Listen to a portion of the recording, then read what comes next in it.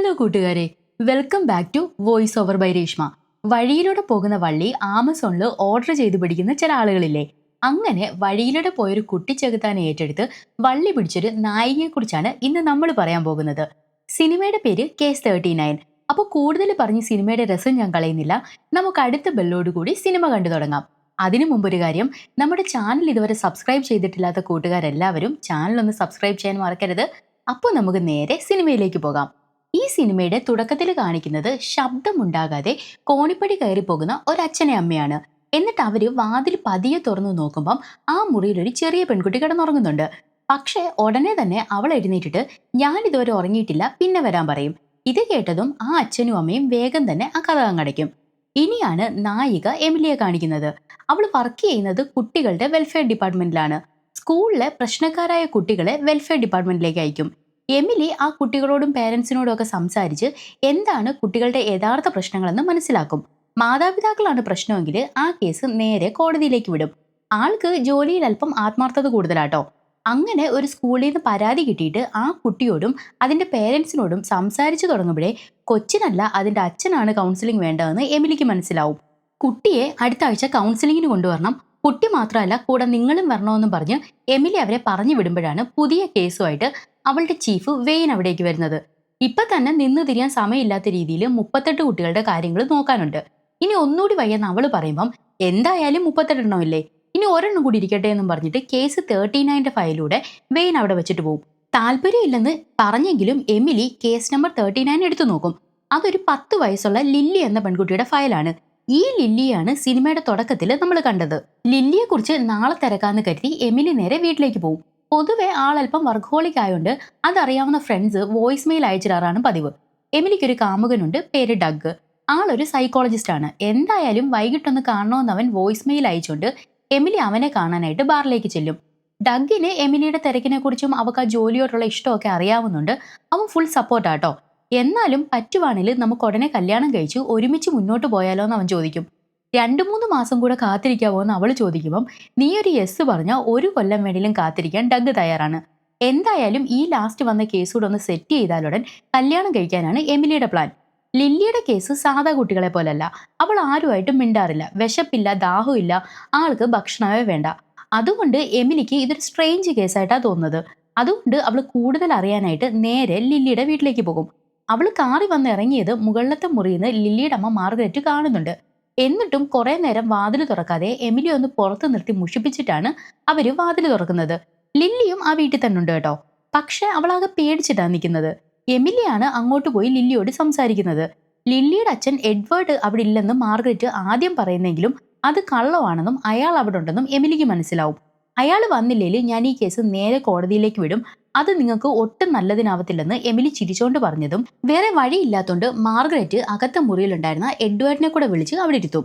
അയാളാണേലും ഒരുമാതിരി കൊച്ചു പിള്ളേരെ പോലെ എമിലി എന്ത് ചോദിച്ചാല് രഹസ്യമായിട്ട് ഭാര്യ മാർഗരറ്റിന്റെ ചെവിയിലാണ് ഉത്തരം പറയുന്നത്. അവരത് എമിലിക്ക് പറഞ്ഞു കൊടുക്കും. ഇത് കണ്ട് എമിലി നിങ്ങൾക്ക് പറയാനുള്ളത് എന്നോട് നേരിട്ട് പറഞ്ഞോളാൻ പറയുമ്പം മാർഗരറ്റ് ദേഷ്യത്തിലായിരിക്കുന്ന സമയം അദ്ദേഹം ആരോട് സംസാരിക്കാറില്ലെന്ന് പറയും. ഇവിടെ കൊച്ചിനല്ല അച്ഛനും അമ്മയ്ക്കുമാണ് ട്രീറ്റ്മെന്റ് വേണ്ടതെന്ന് എമിലി വെയിനോട് പറയും. പക്ഷെ അവർ മോശമായിട്ടൊന്നും സംസാരിക്കാത്ത സ്ഥിതിക്ക് ഒന്നുകൂടെ ഫോളോ അപ്പ് ചെയ്തിട്ട് കൗൺസിലിംഗ് വിടാൻ പറ്റത്തുള്ളൂ. പിന്നീട് അങ്ങോട്ടുള്ളതെല്ലാം കൗൺസിലേഴ്സിന്റെ ജോലിയാണ്. പക്ഷെ എമിലിക്ക് എന്തോ ലില്ലിയോട് ഒരു പ്രത്യേക സ്നേഹം തോന്നുന്നുണ്ട്. കുട്ടിയുടെ ശരീരത്തിൽ പാടോ മുറിവോ ഒന്നുമില്ലാത്ത സ്ഥിതിക്ക് അടുത്ത തവണ കൗൺസിലിങ്ങിന് വരുമ്പോൾ ഒന്നുകൂടെ സംസാരിച്ചു നോക്കാൻ വെയിൻ എമിലിക്ക് അപ്രൂവൽ കൊടുക്കും. എന്നും പറഞ്ഞ് ആവശ്യമില്ലാത്ത സംശയം കാരണം ഇല്ലാത്ത തലവേദന ഉണ്ടാക്കരുതെന്ന് വെയിൻ എമിലിക്ക് പ്രത്യേക നിർദ്ദേശവും കൊടുക്കുന്നുണ്ട്. എന്തായാലും കൗൺസിലിംഗ് പറഞ്ഞ തീയതിക്ക് തന്നെ ഒരു ഐസ്ക്രീം ഒക്കെ വാങ്ങിക്കൊടുത്ത് ലില്ലിയുമായിട്ട് അവളുടെ പേരൻസ് എമിലിയുടെ ഓഫീസിലേക്ക് വരും. ഇത്തവണ അവരുമായിട്ട് സംസാരിക്കുന്നത് വെയിനാണ്. പല പല പ്രശ്നങ്ങൾ കാരണം ചില സമയത്ത് ലില്ലിയെ ശ്രദ്ധിക്കാൻ പറ്റാറില്ല. എന്നതിനപ്പുറം മറ്റൊരു പ്രശ്നവും ലില്ലിക്ക് ആ വീട്ടിലില്ല. എപ്പോഴും പിള്ളേരെയും കൊഞ്ചിച്ച് വീട്ടിലിരിക്കാൻ ഒക്കത്തില്ലല്ലോ. പക്ഷെ ഇത് കേട്ടോണ്ട് നിന്ന എമിലി ഉടനെ അതിലിടപെടും. ഇന്നലെ ഞാൻ വന്നപ്പം നിങ്ങൾ എന്നോട് ഒരു വാക്കുപോലും സംസാരിച്ചിട്ടില്ല. അതുപോട്ടെ, എല്ലാത്തിലും 100-ൽ 100 വാങ്ങി വളരെ സ്മാർട്ടായിട്ട് എല്ലാ കാര്യത്തിലും മുൻപന്തിയിൽ നിന്ന നിങ്ങളുടെ കുട്ടി കഴിഞ്ഞ 3 മാസമായിട്ട് എല്ലാ ടെസ്റ്റിലും ഫെയിലാണ്. അവളിപ്പോൾ ആരോടും മിണ്ടാറുമില്ല, ഭക്ഷണവും കഴിക്കാറില്ല. ക്ലാസ്സിലിരുന്ന് കഴിഞ്ഞ 3 മാസവും ഫുൾ ടൈം ഉറക്കമാണ്. ഇതിനെക്കുറിച്ചൊക്കെ എന്താ പറയാനുള്ളതെന്ന് എമിലി ചോദിക്കും. പക്ഷെ അതിനൊന്നും കൃത്യമായിട്ടൊരു ഉത്തരം പറയാൻ അവർക്കും പറ്റുന്നില്ല. ഉടനെ അവർ പുറത്തിറങ്ങിയതും എമിലി വെയിനോട് കണ്ടോ എന്തോ കുഴപ്പമുണ്ട്, ഇവർ ഈ കൊച്ചിനെ ഭീഷണിപ്പെടുത്തിയാണ് ഇവിടെ കൊണ്ടുവന്നതെന്ന് പോലും എനിക്ക് നല്ല സംശയമുണ്ടെന്ന് പറയും. ഒരു 5 മിനിറ്റ് എനിക്ക് അവളോടൊന്ന് തനിച്ച് സംസാരിക്കാൻ ഒരു അവസരം ഉണ്ടാക്കി തരാൻ എമിലി കെഞ്ചി പറഞ്ഞുകൊണ്ട് വെയിൻ പേരൻസിനെ മാത്രം അകത്തിരുത്തിയിട്ട് ലില്ലിയെ പുറത്തു നിർത്തും. കിട്ടിയ ഗ്യാപ്പിൽ എമിലി നേരെ ലില്ലിയുടെ അടുത്തോട്ട് പോകും. എന്നിട്ട് ചുമ്മാ ഓരോ തമാശയൊക്കെ പറഞ്ഞ് അവളെ ചിരിപ്പിച്ചിട്ട് എന്തുണ്ടേലും മോൾ ആന്റിയോട് തുറന്നു പറയാൻ പറയും. അന്നേരമാണ് ലില്ലി എന്നെ എൻ്റെ വീട്ടുകാർക്ക് ഇഷ്ടമല്ല, എന്നെ നരകം കാണിക്കുമെന്നൊക്കെ എപ്പോഴും പറയും. അതുകൊണ്ട് പേടിച്ച് ഞാൻ രാത്രി ഉറങ്ങാറില്ല. അതാ സ്കൂളിലിരുന്ന് ഉറങ്ങുന്നേ, എനിക്കവരെ പേടിയാന്ന് പറഞ്ഞ് കരയാൻ തുടങ്ങും. ഉടനെ എമിലി ഈ കാര്യം വെയിനെ അറിയിക്കും. അയാള് ലില്ലി പറയുന്നത് റെക്കോർഡ് ചെയ്യാൻ നോക്കുമ്പം അതുവഴി പോയ എഡ്വേർഡിന്റെ നോട്ടം കണ്ട് ലില്ലി പിന്നൊന്നും മിണ്ടത്തില്ല. ഉടനെ ഇതൊക്കെ വെറും ഒരു ജോലിയായിട്ട് മാത്രം കാണുന്ന വെയിനാണെങ്കിൽ അവിടെ നിന്ന് എഴുന്നേറ്റ് പോവും. പക്ഷേ ലില്ലി എന്തോ മിണ്ടാത്തോണ്ട് എമിലിക്ക് കൃത്യമായിട്ട് കാര്യങ്ങൾ മനസ്സിലാവും. അതുകൊണ്ട് ഈ കാര്യം അങ്ങനെ വെറുതെ വിടാൻ എമിലി ഒരുക്കമല്ലാത്തോണ്ട് അവൾ ഈ കാര്യം അവളുടെ ഫ്രണ്ടായിട്ടുള്ള പോലീസുകാരൻ മൈക്കിനോട് പറയും. ആൾക്കും ഇതിലൊന്നും ഇടപെടാൻ അത്ര താല്പര്യമൊന്നുമില്ല. എങ്കിലും എമിലിക്ക് വേണ്ടിയിട്ട് ആൾ ഈ കുട്ടിയെക്കുറിച്ചും അതിന്റെ പേരൻസിനെ കുറിച്ചും ഒക്കെ ഒന്ന് തിരക്കാന്ന് ഉറപ്പ് കൊടുക്കും. പക്ഷെ അതുകൊണ്ടൊന്നും ചിലപ്പോൾ കാര്യമുണ്ടായെന്ന് വരത്തില്ല. ഒന്നാമത് അന്വേഷിച്ചു വരുമ്പം പിള്ളേര് നല്ല വികൃതികളോ പിന്നെ അത്യാവശ്യം നല്ല പ്രശ്നക്കാരോ ഒക്കെ ആയിരിക്കും. അവസാനം പിള്ളേരുടെ ഈ സ്വഭാവത്തിന് പേരൻസിന് വല്ല അവാർഡും കൊടുക്കേണ്ട അവസ്ഥയിലായിരിക്കും. എങ്കിലും എമിലിക്ക് ഒരു സമാധാനത്തിന് വേണ്ടി മാത്രം അന്വേഷിക്കാമെന്ന് മൈക്ക് ഉറപ്പ് കൊടുക്കും. പക്ഷെ ഇവിടെ ആണെങ്കിൽ ലില്ലിയുടെ വീട്ടില് എഡ്വേർഡ് എന്തിനോ കുഴിച്ചിടാൻ പാകത്തിന് വീടിനകത്ത് വലിയൊരു കുഴി എടുക്കുന്നത് ലില്ലി ഒളിച്ചു നിന്ന് കാണുന്നുണ്ട്. അന്ന് പക്ഷെ സ്കൂളിൽ നിന്ന് വരുന്ന ലില്ലിയെ കാണാനായിട്ട് എമിലി അവളുടെ സ്കൂളിന് മുമ്പിൽ കാത്തു നിൽക്കും. എമിലിയെ കണ്ട ലില്ലി ഓടിച്ചെന്ന് അവളെ കെട്ടിപ്പിടിക്കും. എന്നിട്ട് എന്നെ നാളെ മുതൽ കാണാതായ ആന്റി അന്വേഷിക്കുമെന്ന് ചോദിക്കും. അതൊരു നല്ല ചോദ്യമായിട്ട് എമിലിക്ക് തോന്നത്തില്ല. അതുകൊണ്ട് പോകാൻ നേരം എമിലി ലില്ലിക്ക് അവളുടെ വീട്ടിലെ നമ്പർ എഴുതി കൊടുത്തിട്ട് എന്താവശ്യം ഉണ്ടെങ്കിലും ഏത് പാതിരാത്രിക്കാണെങ്കിലും മടിക്കാതെ എന്നെ വിളിച്ചോളാൻ പറയും. എമിലി പറഞ്ഞതുപോലെ തന്നെ രാത്രിയാകുമ്പം ലില്ലി എമിലിയെ വിളിക്കും. എന്നിട്ട് ഇവരെനിക്ക് ഉറങ്ങാൻ എന്തോ കലക്കി തന്നു, എന്നെ ഇനി ആന്റി കാണില്ലെന്ന് കരഞ്ഞോണ്ട് പറയും. എമിലി ചോദിക്കുന്നതിനൊന്നും ലില്ലി കൃത്യമായിട്ട് മറുപടി കൊടുക്കത്തുമില്ല. അവൾ അങ്ങ് ഉറങ്ങിപ്പോയി. അപകടം മനസ്സിലാക്കിയ എമിലി വേഗം മൈക്കിനെ വിളിച്ച് കാര്യം പറഞ്ഞിട്ട് നേരെ ലില്ലിയുടെ വീട്ടിലേക്ക് ചെല്ലും. ലില്ലി പറഞ്ഞത് സത്യമായിരുന്നു കേട്ടോ. അവൾ പൂർണ്ണമായും ഉറങ്ങിയെന്ന് ബോധ്യമായ മാർഗരറ്റും എഡ്വേർഡും ലില്ലിയെ ഉണർത്താതെ ബെഡിൽ നിന്ന് എടുത്തിട്ട് ഓവനിൽ കൊണ്ടുപോയി വെച്ചിട്ട് ഓവൻ അങ്ങടയ്ക്കും. പക്ഷെ അപ്പോഴേക്കും ലില്ലി ഉണരും. എന്നിട്ട് അവളെ രക്ഷപ്പെടാൻ നോക്കുമെങ്കിലും അവർ പിന്നെ അവളെ ഓവനകത്ത് കയറ്റിയിട്ട് കത്തിക്കാനായിട്ട് നോക്കും. ലില്ലിയുടെ ഭാഗ്യത്തിന് അപ്പോഴേക്കും മൈക്കും എമിലിയും അവിടേക്ക് എത്തും. എന്നിട്ട് അവളെ രക്ഷിക്കും. കിട്ടിയ ഗ്യാപ്പിന് മാർഗരറ്റ് എമിലി ആക്രമിക്കാൻ ശ്രമിക്കുമെങ്കിലും മൈക്ക് അവളെ തടയും. അങ്ങനെ സ്വന്തം മകളെ കൊല്ലാൻ ശ്രമിച്ച രണ്ടിനും മുഴുത്ത വട്ടാണെന്ന് മനസ്സിലാക്കി കോടതി 6 മാസത്തേക്ക് സൈക്കാട്രിക് ഇവാലുവേഷന് വേണ്ടിയിട്ട് ഹോസ്പിറ്റലിൽ അഡ്മിറ്റ് ചെയ്തിട്ട് അവർ നോക്കി ആയതിനു ശേഷം മാത്രം ട്രയൽ തുടങ്ങിയാൽ മതിയെന്ന് വിധിക്കും. എന്തായാലും എമിലി കാരണം ലില്ലി രക്ഷപ്പെട്ടു. ഇല്ലേല് അവളിപ്പം സ്വർഗത്തിലിരുന്ന് ചിരിച്ചേനെ. ഇതുവരെ കഥ നല്ല അടിപൊളിയായിട്ട് പോയല്ലേ? ഇനിയാണ് കാണേണ്ടത്. ഇനി അങ്ങോട്ട് നല്ല ത്രില്ലായിരിക്കും. നിലവില് ചെറിയ രീതിയിൽ പൊള്ളലേറ്റുകൊണ്ട് ലില്ലി ഇപ്പം ഹോസ്പിറ്റലിലാണ്. അതിന്റെ കൂടെ അവൾക്ക് ചെറിയൊരു ട്രോമയായിട്ടുണ്ട്. ഡഗ് ആണ് ലില്ലിയുടെ സൈക്കോളജിസ്റ്റ്. എമിലിയും അവിടെ തന്നെ ഉണ്ട്. ഡഗ് വിശദമായി തന്നെ ലില്ലിയോട് സംസാരിച്ചിട്ട് പേടിക്കാനൊന്നുമില്ല, ചെറിയ കുട്ടിയല്ലേ, ഒരല്പം പരിഗണന കിട്ടിയാൽ തന്നെ ആൾ ഓക്കെ ആവുമെന്ന് പറയും. ലില്ലിക്ക് 10 വയസ്സല്ലേ ഉള്ളൂ. അതുകൊണ്ട് സമപ്രായത്തിലുള്ള കുട്ടികളുമായിട്ട് അടുത്തിടപഴകാനും കളിക്കാനും ഒക്കെ തൽക്കാലത്തേക്ക് കുട്ടികളുടെ ഒരു ഗ്രൂപ്പ് ഇന്ററാക്ഷനും ഡഗ് വെച്ചിട്ടുണ്ട്. അതുകൂടിയാകുമ്പം ലില്ലി പെട്ടെന്ന് തന്നെ ഓക്കെ ആവും. തൽക്കാലത്തേക്ക് ലില്ലിയെ ആരെങ്കിലും അഡോപ്റ്റ് ചെയ്യുന്നത് വരെ അവളെ ഗവൺമെന്റിന്റെ കീഴിലുള്ള ഒരു ഷെൽട്ടർ ഹോമിലാക്കും. എന്നിട്ട് പിന്നീട് നല്ല പാരൻസിന് വളർത്താൻ കൊടുക്കും. ഇത് ലില്ലിക്കറിയാം. അവൾക്ക് പക്ഷെ അങ്ങനെ പോവണ്ട. ലില്ലിക്ക് എമിലിക്കൊപ്പം പോയാൽ മതി. ഞാൻ ആന്റിക്കൊപ്പം വന്നോട്ടെ, നല്ല കുട്ടിയായിട്ട് നിന്നോളാന്ന് അവള് പറയുമ്പം എമിലിക്ക് അതിലത്ര താല്പര്യമില്ല. ഒന്നാമത് ലില്ലിയുടെ കേസൂടെ കഴിഞ്ഞാൽ അവക്കും ഡെഗിനും കല്യാണം കഴിച്ച് ഒരു ജീവിതം തുടങ്ങണം. അതുമല്ല കുട്ടികളെ വളർത്തി അവൾക്ക് ശീലവും ഇല്ല. എങ്കിലും ലില്ലിയെ വിഷമിപ്പിക്കാതിരിക്കാനായിട്ട് കുട്ടികളുടെ ഹോസ്റ്റൽ അടിപൊളിയാണ്, ഒത്തിരി ഫ്രണ്ട്സിനെ ഒക്കെ കിട്ടും, പിന്നെ 1-2 മാസത്തിനകം നിന്നെപ്പോലൊരു മിടുക്കി കുട്ടിക്ക് നല്ല പാരന്റിനെ കിട്ടും എന്നൊക്കെ പറഞ്ഞ് അവളെ ആശ്വസിപ്പിക്കും. എന്നിട്ട് അവളുമായിട്ട് നേരെ കെയർ ഹോമിലോട്ട് പോകും. അന്നേരം പുതിയ പാരന്റ്സ് വരുന്നവരെങ്കിലും ഞാനൊന്ന് സന്തോഷത്തോടെ ആന്റിക്കൊപ്പം നിന്നോട്ടെ എന്ന് അവൾ ചോദിച്ചിട്ട് അകത്തേക്ക് കയറിപ്പോവും. ഇത് കേട്ട് എമിലിക്കും സങ്കടം വരുന്നുണ്ട്. എങ്കിലും അവൾ ലില്ലിക്ക് വേണ്ടി 1-2 മാസത്തേക്ക് അവളെ കൂടെ നിർത്താൻ എന്തെങ്കിലും വഴിയുണ്ടോന്ന് വെയിനോട് ചോദിക്കും. പക്ഷെ വെയിന്റെ അഭിപ്രായത്തിൽ ആ കുട്ടിക്ക് വേണ്ടി ചെയ്യാൻ പറ്റുന്നതൊക്കെ എമിലി ചെയ്തു കഴിഞ്ഞ് ഇനിയിപ്പോൾ കൂടുതലായിട്ടൊന്നും ചെയ്യേണ്ട കാര്യമില്ല.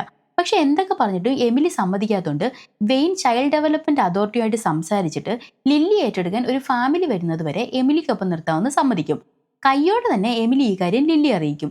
ഇനി കുറച്ചു നാള് നിന്റെ ആഗ്രഹം പോലെ നീ എനിക്കൊപ്പമായിരിക്കും നിൽക്കുന്നതെന്ന് കേട്ടതും ലില്ലി ഹാപ്പിയാവും. അങ്ങനെ എമിലി അവളെയും കൊണ്ട് സ്വന്തം വീട്ടിലേക്ക് വരും. എമിലി ലില്ലിക്ക് വേണ്ടിയിട്ട് റൂമൊക്കെ സെറ്റ് ചെയ്ത് കൊടുത്തിട്ട് കിടക്കാൻ നേരം ഉറക്കം സുഖമാകാൻ വേണ്ടിയിട്ട് എമിലി കുടിക്കുന്ന സ്പെഷ്യൽ ചായയൊക്കെ ഇട്ട് കൊടുക്കുന്നുണ്ട്. ലില്ലിയുടെ കുറച്ച് സാധനങ്ങൾ എടുക്കാനായിട്ട് എമിലി അവളെ സ്കൂളിൽ വിട്ടിട്ട് ലില്ലിയുടെ വീട്ടിലോട്ട് പോകും. കൂടെ ഒരു പോലീസുകാരനുണ്ടെങ്കിലും അയാൾ കീ അവളുടെ കയ്യിൽ കൊടുത്തിട്ട് എല്ലാം എടുത്തു കഴിഞ്ഞിട്ട് എന്നെ വിളിച്ചാൽ മതിയെന്ന് പറയും.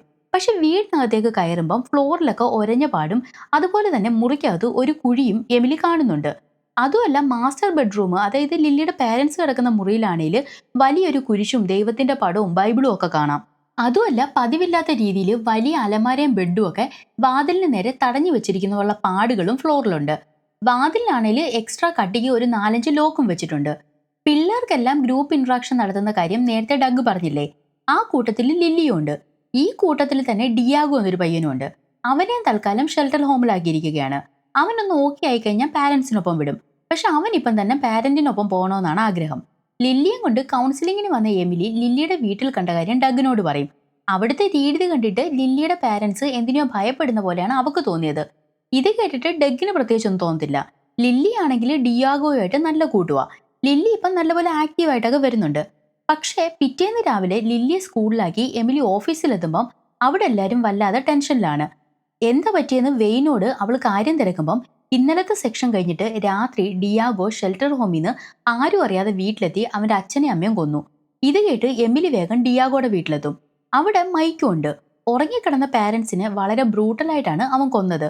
പക്ഷെ 10 വയസ്സുള്ള ഒരു കുട്ടിക്ക് ഇങ്ങനെ പെരുമാറാൻ പറ്റുമെന്ന് എമിലിക്ക് നല്ല സംശയമുണ്ട്.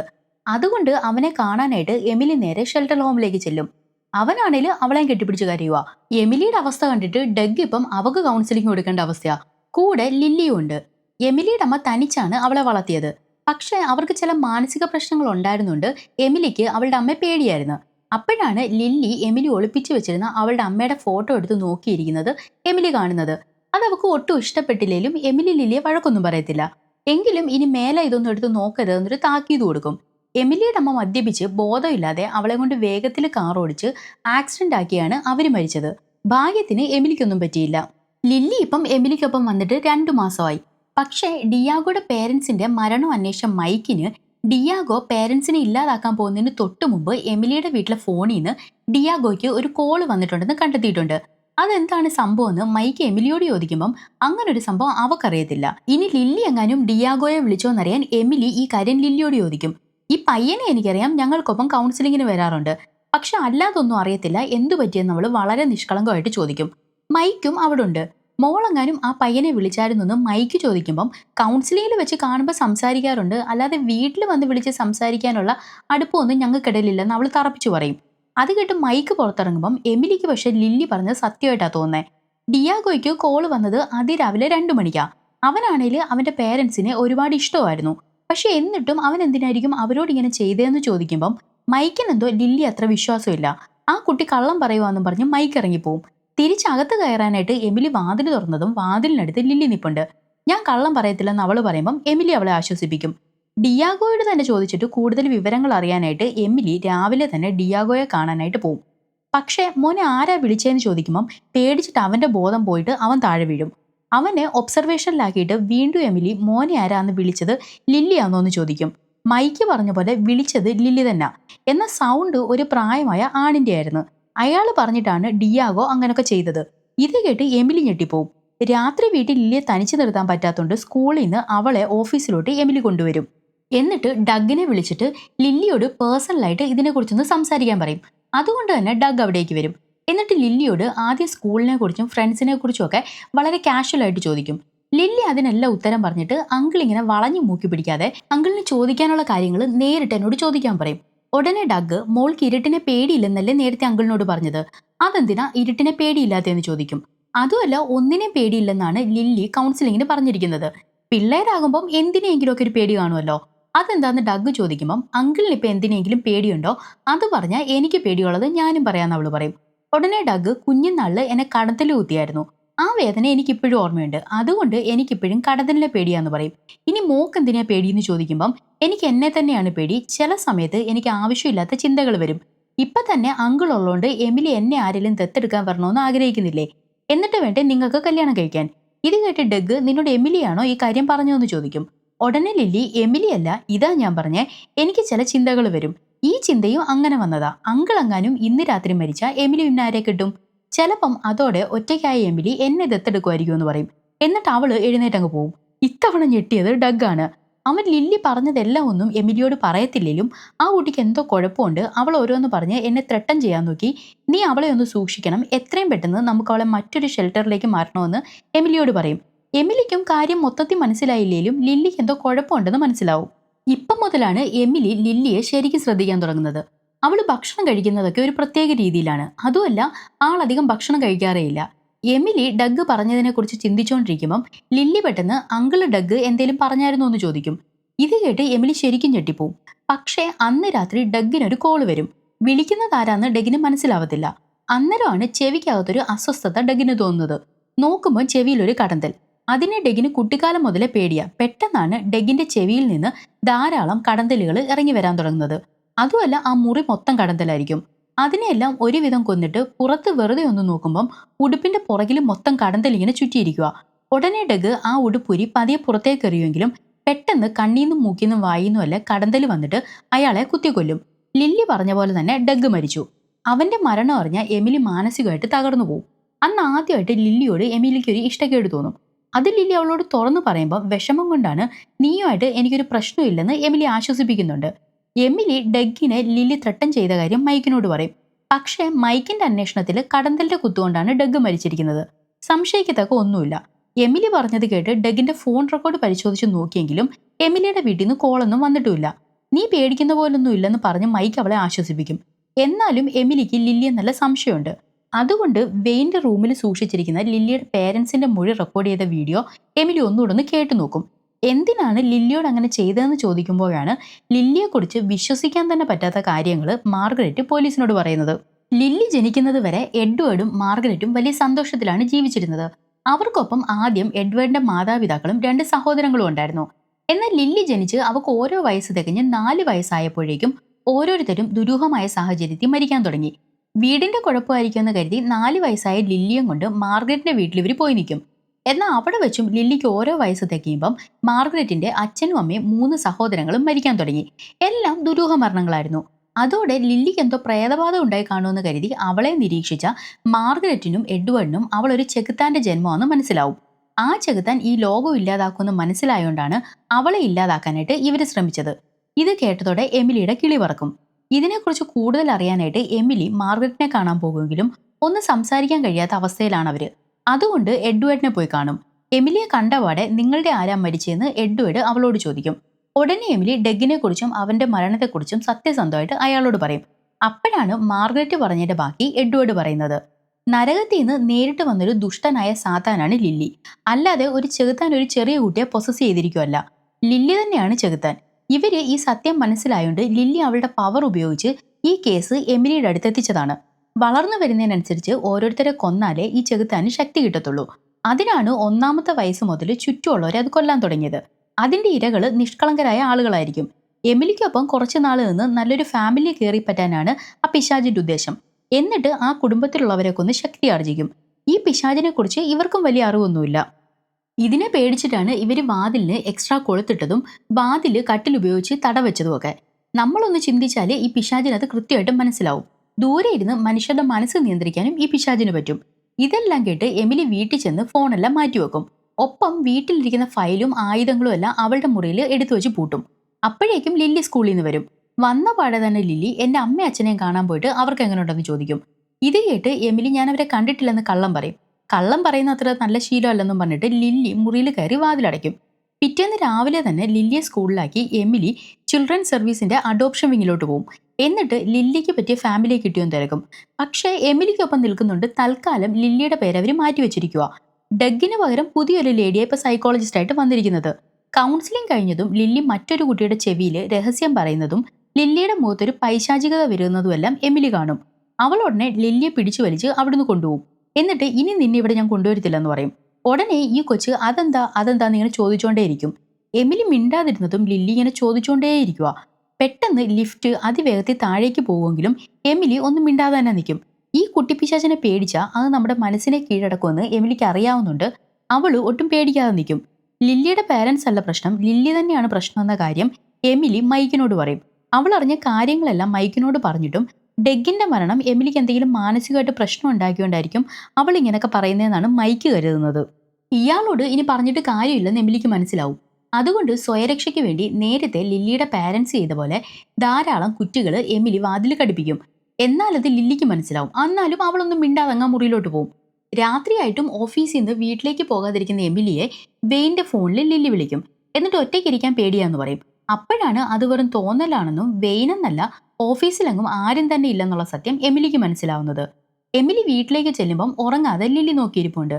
പേടിച്ച് എമിലി ഒന്നും മിണ്ടാതെ മുറിയിൽ മുഴുവൻ കുറ്റിയിട്ടിട്ട് കയ്യിലൊരു കത്തിയൊക്കെ ആയിട്ട് മുറിയിൽ കയറിയിരിക്കും. ലില്ലി ആണെങ്കിലും മുറിക്ക് പുറത്തു നിന്ന് വാതിൽ തുറക്കാൻ പറഞ്ഞ് ബഹളം വെക്കുന്നുണ്ട്. പെട്ടെന്നാണ് അലമാരി തുറന്നൊരു പ്രേതം പുറത്തു വന്ന് എമിലി ഓടിക്കുന്നത്. ആ സമയത്ത് അവൾ ഓടി ഒരു ബസ്സിന്റെ അടുത്ത് എന്നിട്ട് എന്നെ ഒരു പ്രേതം പിടിക്കാൻ വരുന്നുണ്ടെന്ന് പറയും. പക്ഷെ ഡ്രൈവർ നോക്കുമ്പം അവിടെ എങ്ങും ആരുമില്ല. ചുമ്മാ മെനക്കെടുത്താതെ വണ്ടി നിറങ്ങാൻ അയാൾ എമിലിയോട് പറയും. എമിലിക്കാണെങ്കിൽ വീട്ടിലോട്ട് പോകാൻ ധൈര്യം ഇല്ലാത്തതുകൊണ്ട് അവൾ കാറിനകത്ത് കയറുമ്പം ലില്ലി അതിനകത്ത് ഇരിപ്പുണ്ട്. പിള്ളേരെ ഒറ്റയ്ക്കാക്കിയിട്ട് പോകുന്നതൊന്നും അത്ര നല്ലതല്ലെന്ന് ലില്ലി പറയുന്നത് കേട്ടിട്ട് ഉപദ്രവിക്കരുതെന്നും പറഞ്ഞിട്ട് എമിലി കാറിൽ ഇരുന്ന് കരയാൻ തുടങ്ങും. എന്തായാലും എമിലി പറഞ്ഞുകൊണ്ട് ലില്ലിക്ക് പുതിയൊരു പേരൻസിനെ അഡോപ്ഷൻ വിങ്ങിലെ ലേഡി കണ്ടുപിടിച്ചിട്ടുണ്ട്. അവർക്കാണെങ്കിൽ 2 മക്കളുണ്ട്. എന്നാലും ലില്ലി അവർക്ക് ഇഷ്ടപ്പെട്ടു. ഈ വെള്ളിയാഴ്ച അവർ ലില്ലിയെ കൊണ്ടുപോകാൻ വരും. എമിലി ഈ കാര്യം എഡ്വേർഡിനെ അറിയിക്കും. എന്നാൽ അയാളുടെ അഭിപ്രായത്തിൽ ലില്ലി ആ വീട്ടിൽ ചെന്ന ആദ്യം ആ 2 കൊച്ചു കുഞ്ഞുങ്ങളെ ഇല്ലാതാക്കും. എന്നിട്ട് ഏതെങ്കിലും ഒരു പാരന്റിനെ തീർക്കും. എന്തിനാ അറിഞ്ഞു വെച്ചിട്ട് മറ്റൊരു കുടുംബം തകർക്കുന്നതെന്ന് അയാൾ ചോദിക്കും. ഏറ്റവും നല്ലത് ആ പിശാചിനെ ഇല്ലാതാക്കുക എന്നത് മാത്രമാണ്. അത് ഉറങ്ങിക്കിടക്കുമ്പം. അതിനായിട്ട് 3 മാസത്തോളം അവൾ ഉറങ്ങുന്നത് ശ്രദ്ധിച്ചു. എന്നാൽ ഒരു അവസരം ഒത്തു വന്നപ്പം എമിലി അവിടെത്തി അത് നശിപ്പിക്കുകയും ചെയ്തു. ആ പ്രേതത്തെ പേടിക്കാതിരുന്ന അതിനെ കീഴടക്കാൻ പറ്റും. അതിന് നമ്മുടെ മനസ്സ് വായിക്കാൻ പറ്റത്തില്ല. നമ്മുടെ പേടിയാണ് ആ പ്രേതത്തിന്റെ ആയുധം. ലില്ലി കാരണം ഇനി ആർക്കും പ്രശ്നം ഉണ്ടാകാതിരിക്കാനായിട്ട് എമിലി പേടിയൊക്കെ മാറ്റിവെച്ച് സ്നേഹത്തോടെ ലില്ലിയുടെ അടുത്ത് ചെല്ലും. പക്ഷേ എമിലിയും എഡ്വേർഡും ഇനിയും ജീവിച്ചിരുന്ന അത് തനിക്ക് അപകടമാണെന്ന് മനസ്സിലാക്കിയ ലില്ലി മൈൻഡ് കൺട്രോൾ ചെയ്ത് അവരെ രണ്ടിനെ കൊല്ലും. ഈ കേസ് അന്വേഷിക്കുന്നത് മൈക്കാണ്. ലില്ലിയുടെ അച്ഛന്റെ അമ്മയുടെയും മരണത്തിൽ പ്രത്യക്ഷത്തിൽ മൈക്കിന് ലില്ലിയെ സംശയമില്ലെങ്കിലും എമിലി നേരത്തെ പറഞ്ഞത് വെച്ച് നോക്കുമ്പോൾ എന്തോ എവിടെ ഒരു പ്രശ്നം അയാൾക്ക് ഫീൽ ചെയ്യുന്നുണ്ട്. അതിനെക്കുറിച്ച് കൂടുതൽ സംസാരിക്കാനായിട്ട് മൈക്ക് എമിലിയെ വിളിച്ചു വരുത്തും. എഡ്വേർഡ് പറഞ്ഞതുപോലെ ആ പിശാചിനെ കൊന്നില്ലേല് അപകടമാണെന്നുള്ള കാര്യം എമിലി മൈക്കിനോട് തുറന്നു പറയും. ആദ്യം അയാളത് സമ്മതിക്കത്തില്ലെങ്കിലും ലില്ലിയോടൊന്ന് സംസാരിക്കാം, എന്നിട്ട് മാത്രം ഒരു തീരുമാനം എടുത്താൽ മതിയെന്ന് പറയും. തിരികെ വീട്ടിലെത്തിയ എമിലി നോക്കുമ്പം എമിലി ഒളിപ്പിച്ചു വെച്ച ഫയലെല്ലാം വലിച്ചു വാരിയിട്ടിരിക്കുക. അതിനകത്ത് അവളും മൈക്കും കൂടി നിൽക്കുന്ന ഒരു ഫോട്ടോ പ്രത്യേകം എടുത്ത് മാറ്റി വെച്ചിട്ടുണ്ട്. മൈക്കാണെങ്കിൽ ലില്ലിയോട് നേരിട്ട് സംസാരിക്കാനായിട്ട് വരുമ്പം അയാളെ കാറി വെച്ച് ഒരു നായ ആക്രമിക്കും. എന്നിട്ട് അയാളെ അത് കൊല്ലും. അപ്പോഴാണ് വെയിൻ ഈ കാര്യം പറഞ്ഞ് എമിലിയെ വിളിക്കുന്നത്. ഇതൂടി കേട്ടതോടെ എമിലി തകർന്നു പോവും. ലില്ലി ആണെങ്കിൽ ടി വിയിൽ പാട്ടൊക്കെ ഉറക്ക വെച്ച് പോപ്കോൺ ഒക്കെ കഴിച്ചിട്ട് അതിങ്ങനെ എൻജോയ് ചെയ്തുകൊണ്ടിരിക്കുക. ദേഷ്യം വന്ന എമിലി ടി വി തല്ലിപ്പൊട്ടിക്കും. എന്നിട്ടും ലില്ലിക്ക് വലിയ കുഴപ്പമൊന്നുമില്ല. മര്യാദയ്ക്ക് എന്റെ വീട്ടിൽ നിന്ന് ഇറങ്ങിപ്പൊടി കുട്ടിപ്പിശാചെന്നും പറഞ്ഞിട്ട് എമിലി ലില്ലിയുടെ കയ്യിലെ ആ പോപ്കോൺ തട്ടിക്കളയും. ഇതോടെ ലില്ലിയുടെ മുഖം മാറാൻ തുടങ്ങും. ഇത് കണ്ട് എമിലി ശരിക്കും പേടിച്ചു പോകും കേട്ടോ. അവൾ ഓടിപ്പോയി മുറിയുടെ കഥ കടച്ചിട്ട് അലമാരി പിടിച്ച് വാതിലിങ്ങനെ ക്രോസ് ആയിട്ട് വെക്കും. ലില്ലി പുറത്തുനിന്ന് വാതിൽ തുറക്കാൻ പറയുന്നുണ്ടെങ്കിലും പ്രേതത്തെ പേടിക്കരുതെന്ന് എഡ്വേർഡ് പ്രത്യേകം പറഞ്ഞതാ. പക്ഷേ ഇങ്ങനൊരവസരത്തിൽ ആരായാലും പേടിച്ചു പോവും. അപ്പോഴേക്കും ലില്ലി കഥക് ചവിട്ടി തുറന്ന് അകത്തേക്ക് വരും. പേടിച്ചെമിലി ബെഡിനടിയിൽ ഒളിച്ചതും കണ്ടുപിടിച്ചേ, മര്യാദയ്ക്ക് പുറത്തേക്ക് വരാൻ പ്രേതത്തിന്റെ ശബ്ദത്തിൽ ലില്ലി പറയും. ഭാഗ്യത്തിന് മുഖം ലില്ലിയുടെ തന്നെ. ഒന്നും ചെയ്യല്ലേ എന്ന് എമിലി പറയുമ്പോൾ ഒന്നും ചെയ്യത്തില്ല, തൽക്കാലം എന്നെ സ്നേഹിച്ച ജീവനോടിരിക്കാന്നും പറഞ്ഞിട്ട് ലില്ലി അവളുടെ മുറിയിലോട്ട് പോകും. ഇനി ഈ കുട്ടി പിശാചിനെ വെറുതെ വിടാൻ പറ്റത്തില്ലെന്ന് മനസ്സിലാക്കിയ എമിലി ഇത്തവണ പേടിക്കാതെ ഉറക്കഗുളിക ചേർത്തൊരു ചായ ഉണ്ടാക്കി അവക്ക് കൊടുക്കും. പേടിച്ചാലല്ലേ ഈ പ്രേതത്തിന് മനസ്സ് വായിക്കാൻ പറ്റത്തുള്ളൂ. സംശയം തോന്നാതെ ലില്ലി ആ ചായ കുടിക്കും. ആ ഗ്യാപ്പിൽ ഞാൻ നിന്നെ ഇനി എന്നും നന്നായിട്ട് നോക്കിക്കോളാം എന്നൊക്കെ എമിലി ലില്ലിയോട് പറയുന്നുണ്ട്. ലില്ലി ഉറങ്ങിയതും എമിലി ആ വാതിലടച്ചിട്ട് പെട്രോൾ ഒഴിച്ച് വീടിന് മൊത്തത്തിൽ തീയിടും. തീ കത്തിയതും എമിലി പുറത്തിറങ്ങി അയ്യോ വീടിന് തീ പിടിച്ചെന്ന് പറഞ്ഞ് ബഹളം വെക്കാൻ തുടങ്ങും. ഇതോടെ ഫയർഫോഴ്സ് ഒക്കെ വരും. എമിലി ലില്ലി മരിച്ചെന്നും കരുതി തീ കത്തുന്നത് കണ്ട് ഇങ്ങനെ ആസ്വദിക്കുമ്പോഴാണ് ലില്ലി ഒരു പോലീസുകാരനൊപ്പം നിൽക്കുന്നത് എമിലി കാണുന്നത്. നല്ലൊരു വീടായിരുന്നു, ഒരു കാര്യമില്ലാതെ ചുമ്മാ കത്തിച്ച്. ഇനിയിപ്പം ഈ രാത്രി ഏതെങ്കിലും ഹോട്ടലിൽ നിൽക്കാനായിട്ട് ലില്ലിയുമായിട്ട് ഇറങ്ങുമ്പം നമുക്ക് നല്ല സ്വിമ്മിംഗ് പൂൾ ഉള്ളിടത്ത് നിന്നാൽ മതി, അങ്ങനെയുള്ള വല്ല ഹോട്ടലിലും പോകാമെന്ന് പറയും. ദേഷ്യം വന്ന എമിലി കാർ വേഗത്തിൽ ഓടിക്കും. ഉടനെ ലില്ലി എമിലിയുടെ മൈൻഡ് കൺട്രോൾ ചെയ്യാനായിട്ട് നിന്റെ അമ്മയ്ക്ക് നിന്നെ ഒട്ടും ഇഷ്ടമല്ലായിരുന്നു, നിന്റെ അച്ഛൻ നിന്നെ അവർ പ്രഗ്നന്റ് ആണെന്ന് അറിഞ്ഞുകൊണ്ട് ഉപേക്ഷിച്ചത്, ആ സ്ഥിതിക്ക് നിന്റെ അച്ഛനും ജനിക്കുന്നതിന് മുന്നേ തന്നെ നിന്നെ ഇഷ്ടമല്ലായിരുന്നു എന്നൊക്കെ പറഞ്ഞിട്ട് അവളെ വിഷമിപ്പിക്കാൻ നോക്കും. അതിലൊന്നും എമിലി വീഴുന്നില്ലെന്ന് കണ്ടതും ഉടനെ എമിലിയുടെ അമ്മ അവൾ കുഞ്ഞായിരുന്നപ്പോൾ കാറ് വേഗത്തിൽ ഓടിച്ച് ആക്സിഡന്റ് ഉണ്ടാക്കിയില്ലേ, അങ്ങനെ അവർ മരിച്ചായിരുന്നല്ലോ, ആ ഒരു ഓർമ്മ ലില്ലി ഉണ്ടാക്കും. എന്നാലും എമിലി അതിലൊന്നും വീഴത്തില്ല. ഇതോടെ ലില്ലി പേടിക്കാൻ തുടങ്ങും. എമിലി അവളെ കൊല്ലാനായിട്ട് എന്തോ പ്ലാൻ ചെയ്യുവാണ്. പക്ഷെ അത് മനസ്സിലാക്കാൻ ലില്ലിക്കൊട്ട് പറ്റുന്നുമില്ല. ഇതോടെ ലില്ലി ശരിക്കും പേടിക്കും. നിനക്ക് സ്വിമ്മിംഗ് പൂൾ അല്ലേ വേണ്ടതെന്ന് ചോദിച്ചിട്ട് എമിലി കാറ് നേരെ ഒരു പുഴയിലോട്ട് ഇടിച്ചിറക്കും. ഇതോടെ രണ്ടും വെള്ളത്തിൽ വീഴും. പക്ഷെ ലില്ലി എമിലിയെ രക്ഷപ്പെടാൻ സമ്മതിക്കാതെ പ്രേത രൂപത്തിൽ പിടിച്ചു വെക്കാൻ നോക്കും. പക്ഷെ നേരത്തെ എമിലി കൊടുത്ത ആ മരുന്നിന്റെ എഫക്റ്റിൽ ലില്ലി അങ്ങ് ഉറങ്ങിപ്പോവും. ഒരുവിധം എമിലി രക്ഷപ്പെടും. അങ്ങനെ എമിലി രക്ഷപ്പെട്ട് മുകളിൽ വരുന്നത് കാണിച്ചിട്ടാണ് ഈ സിനിമയ്ക്ക് ഇവിടെ കർട്ടൻ ഇടുന്നത്. പക്ഷേ ഈ സിനിമയ്ക്ക് വേറൊരു എൻഡിങ്ങും കൂടെ ഉണ്ട് കേട്ടോ. പക്ഷെ അത് ഈ സിനിമയിൽ കാണിക്കുന്നില്ല. പക്ഷെ ഉണ്ടായിരുന്നു കേട്ടോ. അതെന്താന്ന് വെച്ചാൽ പുഴയിൽ വീണ എമിലിയും ലില്ലിയും വേറൊരാൾ രക്ഷിക്കും. പക്ഷേ ലില്ലിയെ കൊല്ലാൻ ശ്രമിച്ച കേസിൽ എമിലി മെന്റൽ ഹോസ്പിറ്റലിൽ നേരത്തെ ലില്ലിയുടെ പേരൻസ് കിടന്ന പോലെ അഡ്മിറ്റ് ആവും. പിന്നെ ലില്ലിയെ നേരത്തെ ഒരു കുടുംബം ഏറ്റെടുക്കാന്ന് പറഞ്ഞില്ലേ, അവര് ലില്ലി ഏറ്റെടുക്കും. ഇനി അവരായി അവരുടെ പാടായി. പക്ഷെ ആ ഒരു എൻഡിങ് എന്തുവാന്ന് അറിയത്തില്ല, ഇതിൽ നിന്ന് അവർ ഡിലീറ്റ് ചെയ്ത് കളഞ്ഞു. അപ്പൊ പിന്നെ പറ, എങ്ങനെയുണ്ട് സിനിമ? നിങ്ങൾക്ക് ഇഷ്ടമായോ? നിങ്ങളുടെ അഭിപ്രായങ്ങൾ കമന്റ് ചെയ്യാൻ മറക്കരുത്. അപ്പം നല്ലൊരു അടിപൊളി സിനിമയുമായിട്ട് എത്രയും പെട്ടെന്ന് കാണാം. ടാറ്റാ. എനിക്കറിയാം ഞാൻ ഈ സിനിമ കുറച്ച് വേഗത്തിലൊക്കെ അങ്ങ് പറഞ്ഞു തീർത്തായിരുന്നു. കാരണം ഞാൻ പറഞ്ഞില്ലേ, എനിക്ക് നല്ല തൊണ്ടവേദനയുണ്ട്. അതുകൊണ്ട് ഞാനിങ്ങനെ സ്പീഡിൽ അങ്ങ് പറഞ്ഞു പോയത്. എന്തെങ്കിലും കുറ്റങ്ങളുണ്ടെങ്കിൽ ക്ഷമിക്കണം. അപ്പം ടാറ്റാ.